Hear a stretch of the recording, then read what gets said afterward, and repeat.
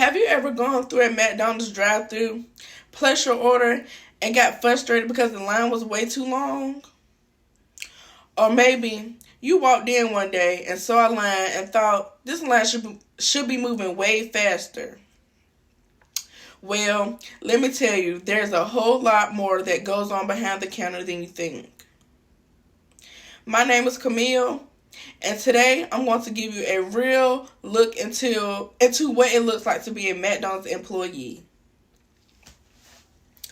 I have been working at McDonald's for 2 years, and trust me, it's not as simple as flipping burgers or just handing out fries. I'll take you through 3 main parts of the prep. The prep before customers roll in, handling the rush, and closing down after a long day.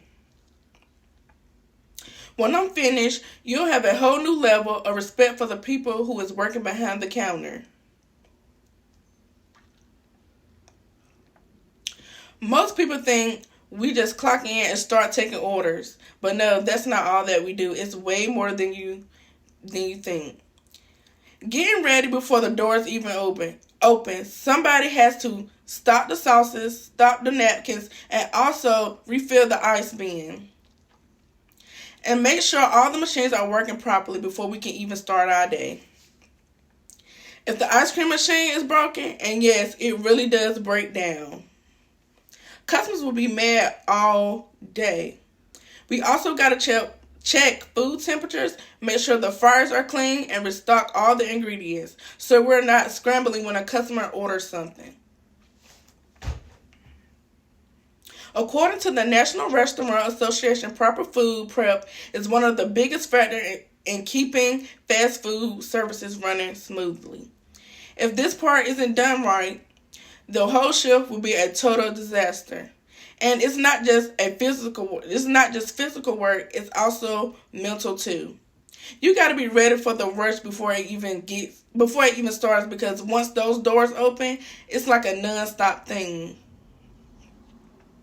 Now, this is where things get real. When that lunch rush hits, it's like a war zone.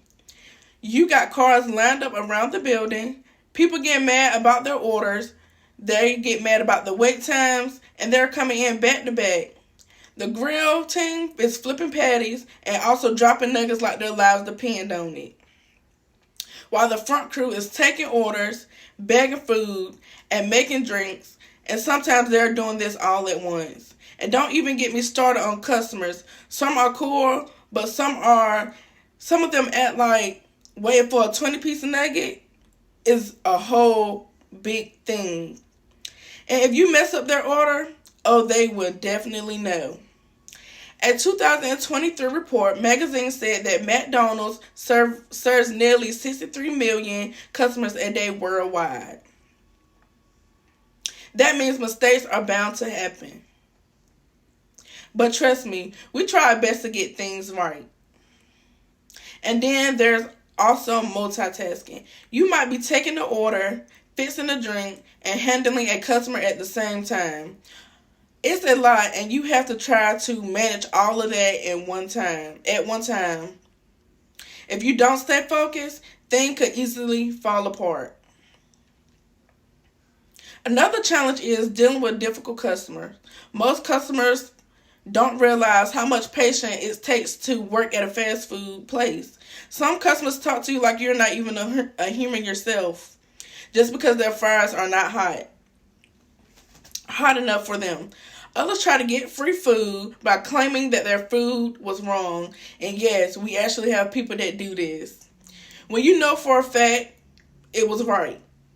And then there are the ones that come in 5 minutes before we close and try to order the whole menu. But you can't let that stop you. You got to stay professional. You have to smile and just push through it. A survey from the Food Service Research Institute found that over 60% of fast food workers experience customer service related stress on a regular day basis. It's definitely not for the weak. After all that madness, you think our job would just be done? No. Closing is a whole nother thing. We got to clean everything. We have to make sure everything is spotless. The floors, the machines, the counters. Ice bins have to be emptied. Trash has to be dumped. Every little piece of thing in there has to be working properly before the next shift goes into there the next morning.